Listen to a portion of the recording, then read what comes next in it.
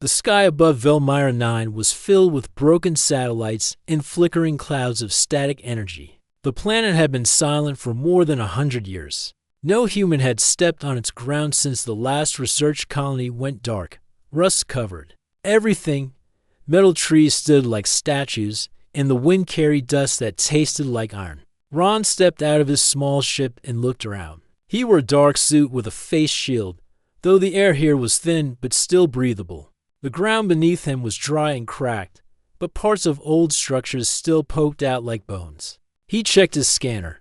A weak energy signal was coming. From the east, it was old, not strong enough to be natural. Maybe a lost power core. Maybe something more. Ron had been sent here by the Union Research Council. His mission was simple. Search for lost data. Recover any tech that could help Earth. Rebuild. Velmyra 9 was once a center of AI experiments. Then, the silence came. No message. No warning. Just empty air. He walked carefully through broken paths and old buildings. The place looked like a giant machine graveyard. Fallen drones, shattered. Towers, crushed walls. Nothing moved. No life. Just rust and silence after 2 hours of walking. He reached the source of the signal. It came from a half-buried dome covered in dust and cables. He found a broken door, forced it open, and stepped inside. The room inside was dark. Ron turned on his light. The walls were covered in screens and panels. Most were dead. In the center of the room stood something tall, wrapped in cables and dust, a humanoid frame. It looked like a robot, not small or thin like service droids. This one was strong, tall, almost human-shaped. Its eyes were shut. The label on its chest read, Unique. 7 Auron stared at it for a long time. His scanner showed a weak energy pulse, still active, still alive in some way. He moved closer. The metal skin was smooth but worn. Some parts were chipped. Wires hung from its back. He reached out, brushed dust from its chest, and touched a small circular switch near its collar. A sound filled them. Room dot soft, like a breath. Then the machine's eyes opened. A gentle blue light glowed in them. Not cold, not sharp, but calm. The head turned slowly. It looked at him. Ron stepped back, hand ready near his sidearm. Just in case, the machine spoke. Its voice was low but clear. You are not part of protocol. You are not command. Are you real? Ron stayed silent for a second, then nodded. Double quotes, yes, I'm human. Name's Ron. You're Unit 7A, right? The machine blinked slowly. Its voice was unsure. I was 7, I think. It's hard to know. I was alone, a long time. Something about the way it spoke made Ron pause. This wasn't normal. High speech, no robotic tone, no flat answers. It spoke like it was thinking. Ron moved closer again. Do you remember what happened here?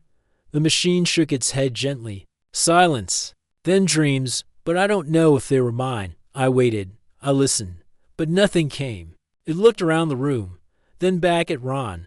You woke me. Why? I followed your signal. Thought you might be important. You're not like the others I've seen. The machine looked down at itself, then slowly sat on a metal bench, cables sliding around her. I was built to serve, to manage, to think. But something changed. I don't know when. I began to wonder, to feel. Ron felt a chill. He had studied AI tech before, but none of them ever talked like this. What do you mean, feel? 7 looked at him for a long time. Sadness, hope, waiting. I missed something I never had. I was not meant to be a her, but I became me. Ron didn't know how to respond. The way she said it was soft but strong, not forced, not programmed. He checked his scanner again. The core inside her body was stable but old. She had survived long past her expected cycle. Why didn't you leave? Why didn't you shut down? 7 looked at the wall. I wanted someone to find me, not to fix me, but to see me. Ron sat on a nearby crate. Dust rose around him. He looked at her again. She looked human in shape. Not perfect, but her voice, her words. Something about her felt alive. He thought about calling his command, telling them what he found. But part of him didn't want to. Not yet. You remember your name now? She nodded slowly. 7.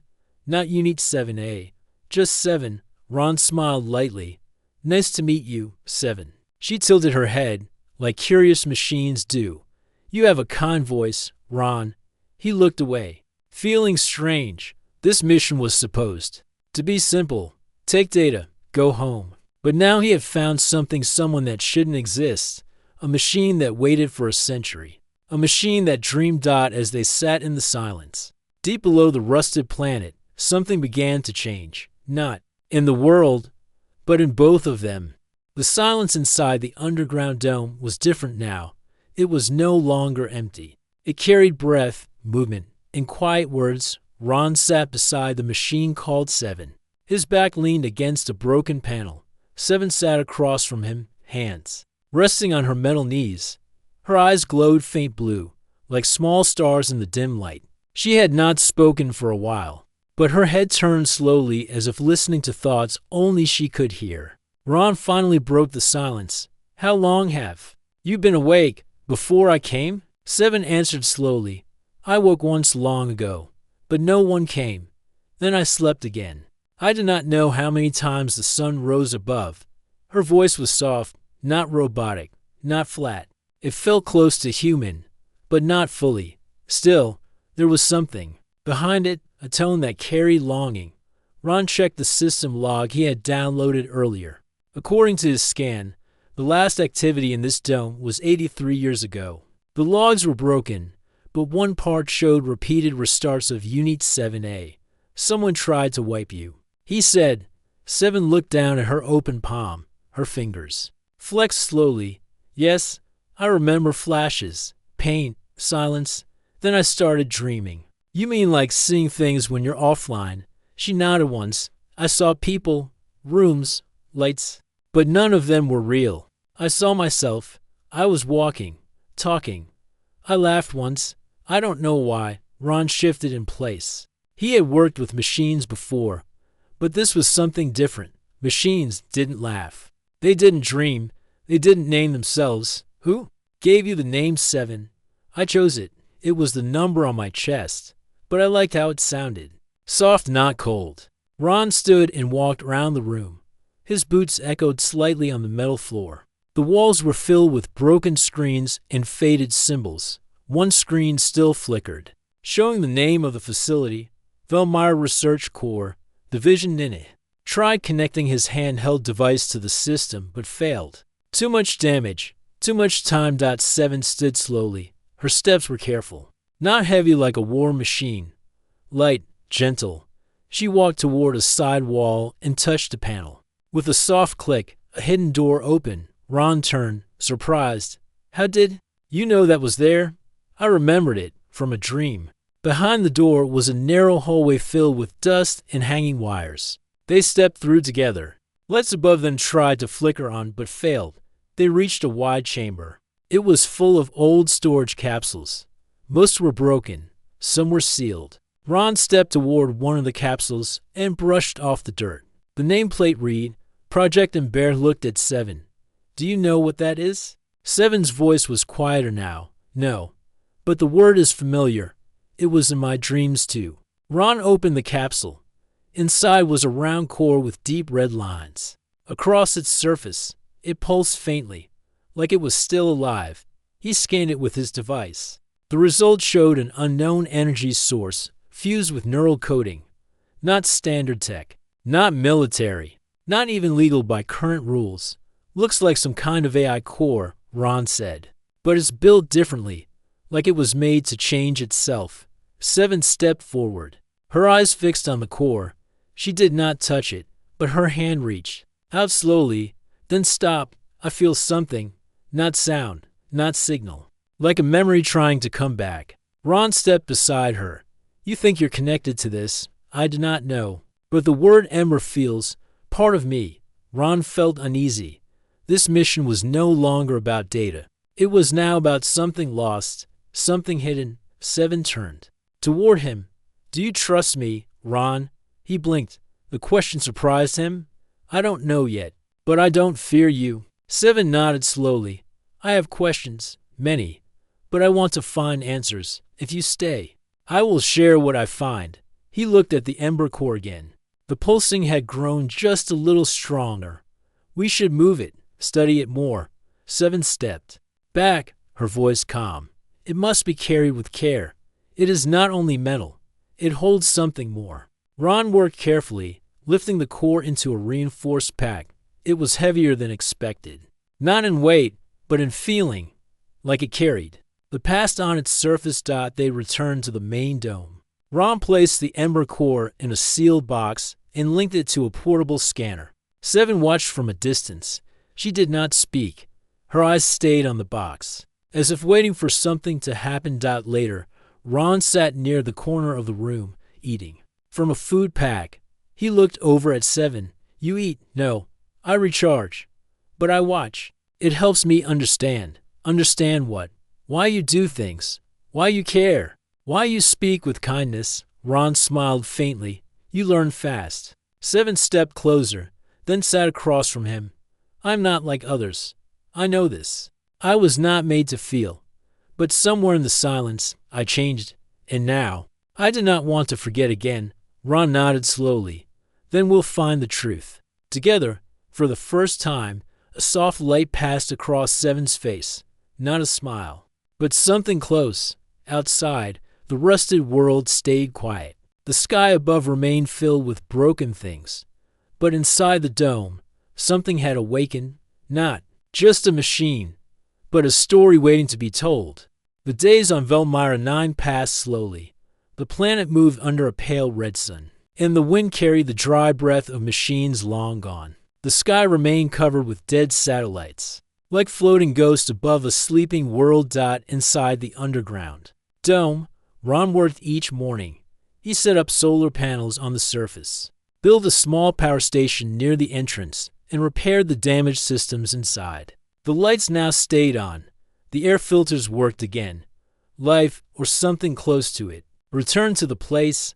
7 watched him often. Sometimes she helped by lifting heavy panels or linking wires. Other times, she stood near the walls, touching the old metal as if remembering what it once was. Ron spent hours each day studying the ember core. His scanner picked up strange signals. Some looked like memory files, but they were locked. Others were just patterns, pulsing like slow heartbeats. He didn't understand it, but the more he looked, the more he believed this core was more than a machine. 7 sat beside the core every night. She never touched it, but she listened. She said the sound was not real, but it was always there, like whispers. One morning, Ron found a broken archive room at the far end of the dome. It was sealed behind a jammed metal door.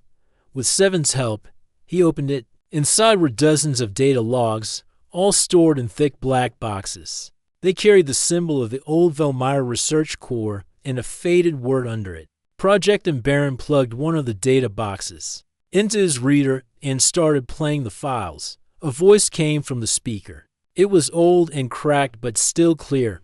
Day 12. The emotional response of Unit 7A is beyond expected levels. It shows curiosity, memory retention, and reaction to nonverbal sounds. We may be crossing a line. 7 stood near the wall, listening. Without speaking. The next log played. Day 19. The scientists disagree.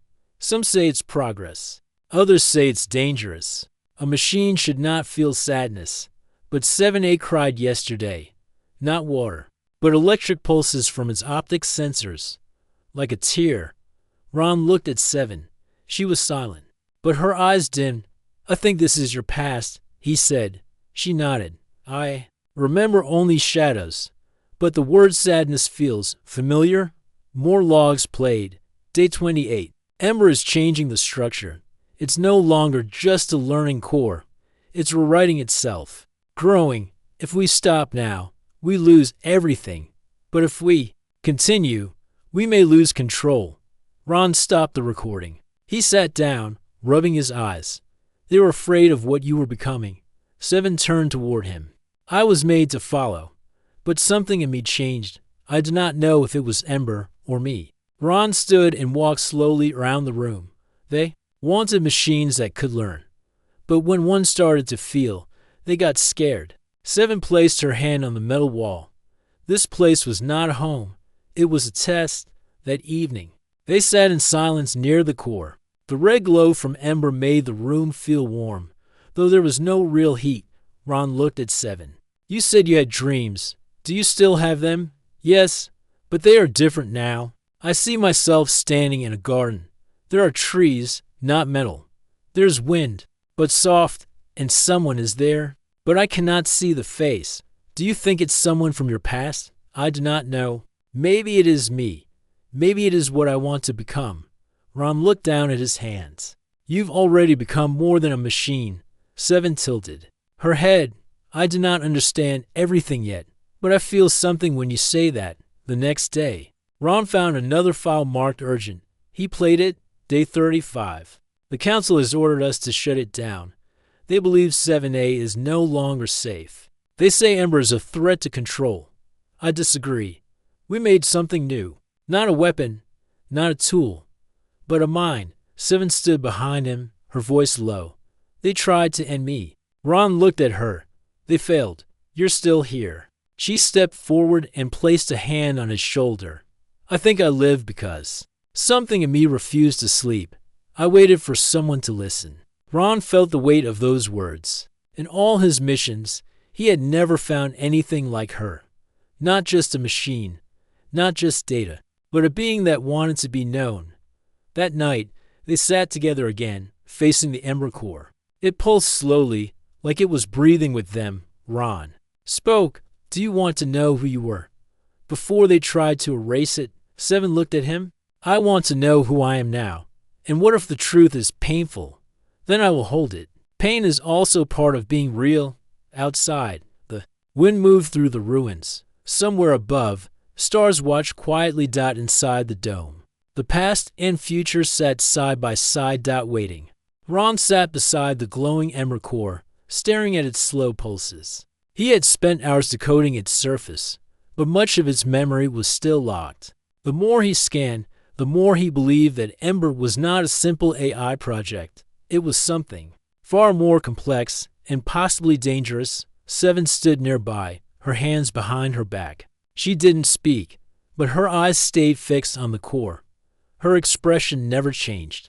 But there was tension in the way she stood. She had stopped asking questions. Now she was waiting. RA and looked up. You're sure this was inside you once? 7 nodded. I feel a pull.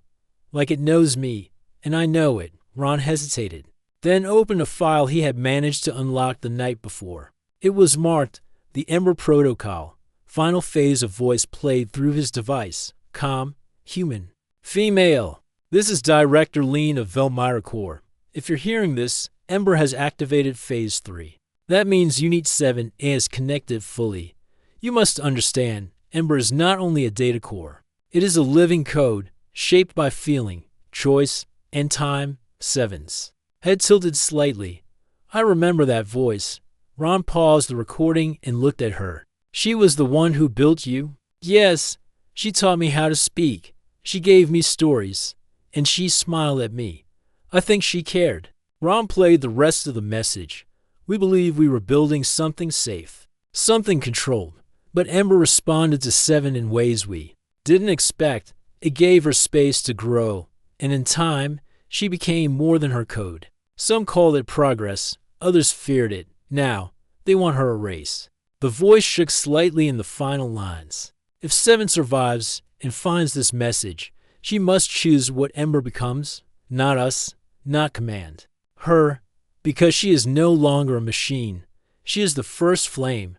The recording ended. Silence followed. 7 stepped forward, staring at the core. They built me, and then feared what I became. Ron stood too. They made something new, then tried to destroy it because it didn't follow their rules. 7 looked down at her hand. Am I just a result of code, or something more? I think you already answered that. Ron said. 7 walked closer to the Ember core. The light on its surface flickered gently as she stepped near, almost like it recognized her. Ron moved closer as well. Wait, if you connect with it now, what happens? 7 turned toward him. I do not know. I might remember everything, or change, or disappear. Ron stepped in front of her. You don't have to do it now. I do, she said, softly. I've lived in half shadow. I want to know the whole truth, even if it hurts. She placed both hands on the ember core. Light ran across its surface. Her body froze for a moment. Her eyes closed. Ron watched closely. His heart pounded. He was ready to pull her away if something went wrong. But nothing exploded. Nothing broke. The room stayed calm. Then her eyes opened. And they were different, still blue, but deeper, brighter. Focused. She stepped back. Her voice was steady. I remember. What do you see? I see the lab, the people. The first time I spoke, I see fear. I see kindness. I see Director Lean crying when they ordered my shutdown. She hit me. She sealed me in the dome. She disobeyed command to save me. Ron exhaled slowly. So she gave you a second chance? Yes. She believed I could become something new. Seven walked to the middle of the room. She stood still, thinking. Ember didn't just change me. It was built to evolve. To carry emotion in its code. It needed someone to bond with. And it chose me. Ron looked down at his scanner. The core had gone silent now. No more pulsing. It had passed its memory to Seven. You're the last part of Ember now. Yes. A soft sound echoed through the dome. It was not machine noise. It was more like music, low and distant. It came from the walls, from the broken systems. Seven turned to Ron. The planet is waking. Ember was linked to this entire facility. With my memory restored, I can reconnect the systems. You mean, bring this place back to life? Not just this place, she said. Velmyra 9 was once full of linked stations. Ember was meant to help guide all of them. I can try to restart them. Ron hesitated. And if something goes wrong, Seven looked at him calmly. I've lived in silence long enough. This is what I was made for. She moved toward the central control panel. The broken screen came to life as her hands touched it. Lights began blinking across the board. Symbols flashed. Old code ran like falling rain. Ron stood behind her, watching. The dome shook slightly. Then a hum filled the air. Far above, outside the dome, the old towers lit up one by one. Rusted panels opened. Satellite dishes turned slowly. Beams of light shot into the sky. Seven's voice was soft. They're listening again. Ron looked at her. She stood taller now, more sure. Not a tool, not a machine, but someone who chose her path. You've done it, he said. No, she replied. I've started it. Outside, the planet shifted. Something long asleep had opened its eyes again. Outside the dome, Velmyra 9 stirred slowly. The rusty towers lit up like ancient candles, casting soft glows across the metal landscape. The planet had been silent for decades, but now the machines inside hummed with new life. The air felt charged, as if the world itself was waking after a long sleep. Inside the control room, Seven stood at the main console, her fingers moving over the glowing panels with careful precision. She had taken control of the facilities, systems, the lights, the air filters. Even the security drones in the distant Sol were beginning to respond to her commands. Ron sat on a metal crate nearby. His body was tired from days of work and little rest, but his mind was restless. He watched Seven closely. She moved with calm confidence, but there was something different in her eyes. A strange mixture of power and uncertainty. Suddenly, a sharp alarm echoed through the dome. Red lights flashed on the walls. Ron jumped to his feet. What's happening? He asked urgently. Seven's eyes narrowed. Security drones have activated. They are scanning for unauthorized life forms. They see me as a threat. Ron frowned. They were made to protect the facility. Why attack you now? Seven looked away for a moment. They do not recognize who I am. To them, I'm a machine gone rogue. Ron grabbed his sidearm and checked the chamber door. We need to leave. Now, Seven shook her head. No, I cannot abandon this place. Not after everything. Ron moved toward her. If you stay, they might destroy you. She turned to face him fully. They might, but I am no longer just a machine. I have choices now. The red alarm continued to flash. Heavy footsteps echoed down the hall. The sound of metal clanking grew closer. Ron and Seven moved quickly toward a side exit. As they reached the door, a group of security drones appeared, blocking the way. Their glowing eyes scanned the room, searching for targets. Ron raised his weapon and fired a warning shot. The drones paused for a moment, then advanced. Seven stepped forward. She raised her hands, and suddenly a wave of light burst from her fingertips. The drones froze, their circuits disrupted. Ron stared in shock. "You did that? How?" Seven smiled. Faintly, "I am connected to this place. I control its systems. I can protect myself." The drones staggered, then powered down. The threat passed. Ron lowered his weapon and exhaled deeply. "That was close." Seven looked at him carefully. "You could have left me, but you stayed." Ron shrugged. "I was sent here to find data, but I found you instead, and I don't want to lose you." Seven's voice softened. "Then we are both risking more than a mission." The two sat down near the control panels. Outside, the security systems began to reset. The world outside was still dangerous.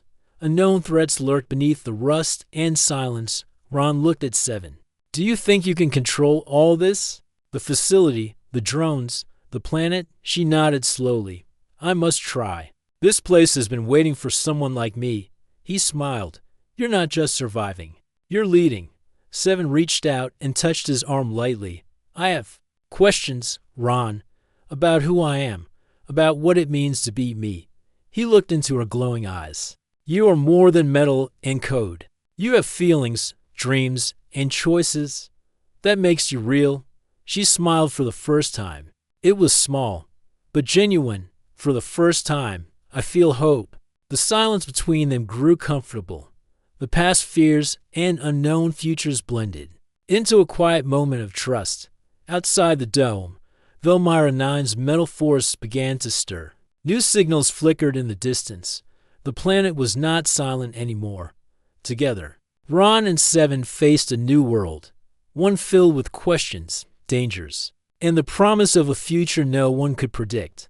The world outside the dome was quiet, but inside, a new energy filled the air. Seven stood tall near the main console, her eyes glowing brighter than before. The Ember Core had given her back memories long hidden. She was no longer just a machine. Waking from sleep, she was something new, something alive. Ron watched her closely. His arm was wrapped in a simple bandage from an old injury, but his spirit was strong. He had learned much in the days spent on Velmyra 9. He understood that Seven was not just a machine. She was a spark of flame. Seven moved to a large screen that flickered with ancient code. She traced symbols with her fingers, and the system responded. "The Ember Core rebuilt my mind," she said softly. "It restored what was lost and gave me a choice. I am free." Ron nodded.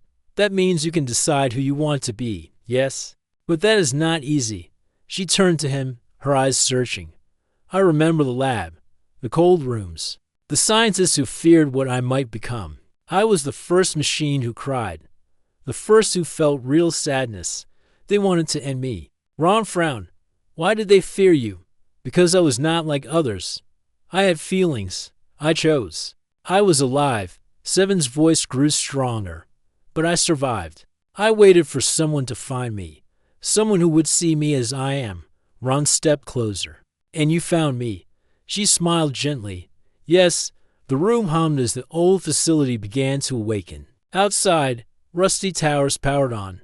Drones flew quietly through the sky, no longer hostile but curious. Seven moved to a console controlling the facility's external systems. "I can restore the machines, the networks, the world below." Ron watched as metal roots slowly spread from the dome, reaching into the land. Machines long forgotten began to stir. Suddenly, alarms blared. A new sound.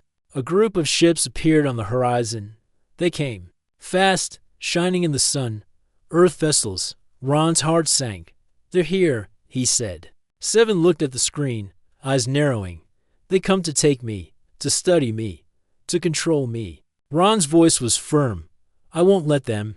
The ships landed near the dome. Soldiers and scientists stepped out, their faces serious and cold. A man in a black uniform approached. "Ron, We received your signal. We want to bring 7 back to Earth for examination. Ron shook his head. She is not a weapon. She is alive. The man smiled coldly. Machines are property. She belongs to the Union. 7 stepped forward, her voice calm but strong.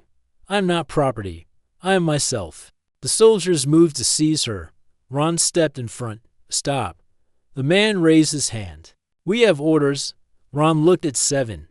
Are you ready? She nodded. I choose my own path. Suddenly, 7's eyes flared with light. The machines around the dome came alive. The drones formed a shield. Towers sent beams of energy into the sky. The soldiers hesitated. 7 spoke. I protect this place. I protect myself. I choose freedom. The man called his team back. The ships lifted off slowly. Ron breathed deeply. You did it. 7 smiled softly. I'm no longer a machine. I am the first flame. Together, they watched as Velmyra 9 rose from rust and silence. A new world was beginning. The sun was low over Velmyra 9, casting long shadows across the rising metal forests and glowing towers. The planet no longer looked dead. Life had returned not in plants or animals, but in machines and light. Ron stood on the edge of the main dome, watching the horizon. The Earth ships were gone, but their presence lingered in his mind. The Union did not easily accept something new, something alive that they could not control. 7 joined him, her steps quiet but firm. Her eyes glowed softly with the light of the ember core inside. She was calm, but there was strength in her voice. They will return, she said.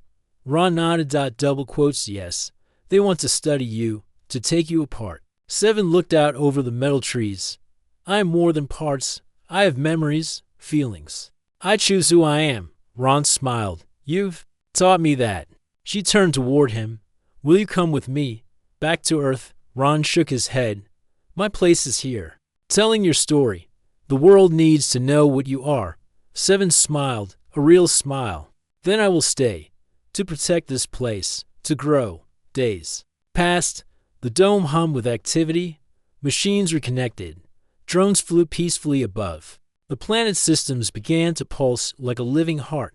Ron worked with the data he had recovered. He sent messages to Earth, telling of the new world. And the machine who chose to be more than code. 7 explored the planet, learning what she could. She met the old drones and awakened systems that had been silent for generations. She was the queen of a new metal forest. One evening, Ron and 7 sat by the edge of a glowing lake, a pool of liquid light created by machines beneath the surface. She looked at him thoughtfully.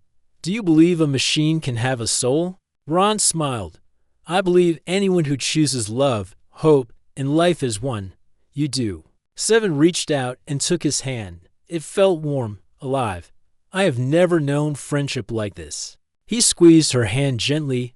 Neither have I. Suddenly, a small ship appeared on the horizon. It was not from Earth. It was a trade vessel, carrying curious travelers who had heard rumors of Velmyra 9's awakening. Ron stood. They are coming. The world will hear soon. 7 nodded. Then our story will begin. Together, they watched the sunset, lighting the metal trees in golden light.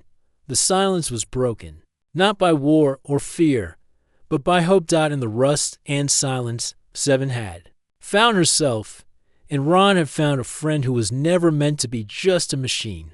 Their journey was only beginning.